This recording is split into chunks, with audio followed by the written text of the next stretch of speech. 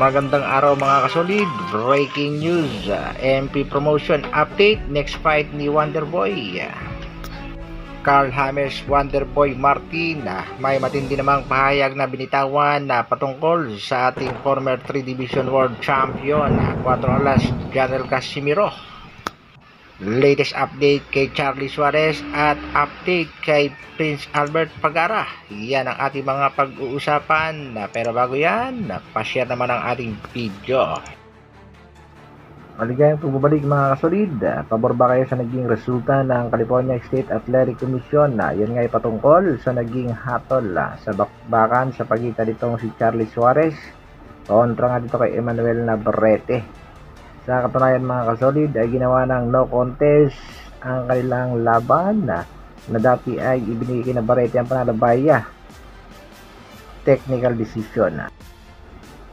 Ayon naman sa ilang boxing fans mga kasolid, huwag umasa sa rematch dahil tila pinapaasa lang tayo nitong si Bob Arum ng Top Rank Promotion. Dahil ang katunayan dyan mga kasolid, itong si Navarrete tila aakyat na sa sunod na divisyon.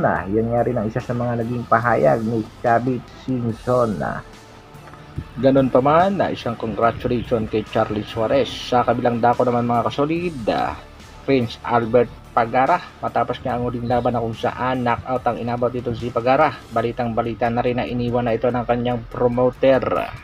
Mapapansin din natin mga kasolid na ibang iba na ang galawan sa kasalukuyan nitong si Prince Albert Pagara, na talagang wala na sa focus at talagang masyadong maluwag na ang kanyang depensa. Sa kabilang balita naman mga kasolid, Wonderboy Carl James Martin, matapos nga makuha ang panalo sa kanyang huling laban ay kaagad binigyan ng papuri ng ating pambansang kamao na si pambansang kamao Manny Pacman Pacquiao.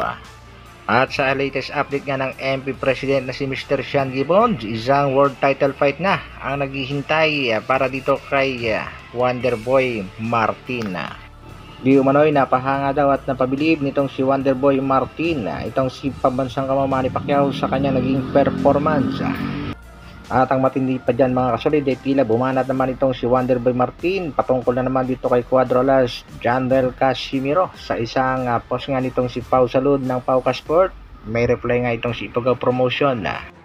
Ayon kay Martin, ganyan din pinakalat nila noon na todo hamon sila ng sparring nung pinalagan ko. Sabi ko where, what time and what place kasi good experience para sa akin yon, pero matras ang yag balls. Then pinalabas nila na takot ako. Yan ang naging pahayag nitong si Carl James Martin.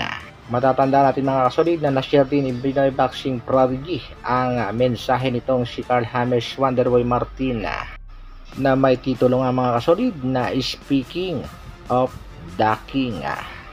Totoo nga kayang umatras itong si Casimiro sa sinasabing sparring kay Wonderboy? Nagbigay din naman ang kanyang pahayag itong si Madam Rachel Donaire at sinabing ganon din ang ginawa ni Casimiro sa napapabalitang sparring sana naman sa pagitan ng Angas ng Pinas at ng The Filipino Plus Nonito Donaire Jr. Nag-back out daw at nag-alibay din itong si Quadralas Janel Casimiro. Kagad namang remes back itong si Quadralas It's My Boy mga kasolid. Heto naman ang kanyang naging mensahe. Maniwala ba kayo na may tinatakbuhan daw ako sa sparring? Siya pa, kaloka kaday. Yan nga ang binitawang salita ni Quadralas It's My Boy patungkol kay Wonderboy Martin. Wonder Girl, hala baka maniwala sila dyan, sabihin mo naman na joke lang yan. Ano sa tingin niyo mga kasolid? Sino kaya nagsasabi ng katotohanan? Ito kayang si Carl James Wonderboy Martin o kaya naman itong si Quadralas It's My Boy? At naniniwala rin ba kayo sa sinabi ni Mrs. Donaire na kaya hindi natuloy ang sparring Donaire at Casimiro sa kadahilan ng nag-back out din ng Angas ng Pinas? Hanggang dito na lang muna mga kasolid. Maraming salamat sa patuloy na pagsuporta at panonood. Pa-like, pa-share at pa-subscribe naman ang ating video.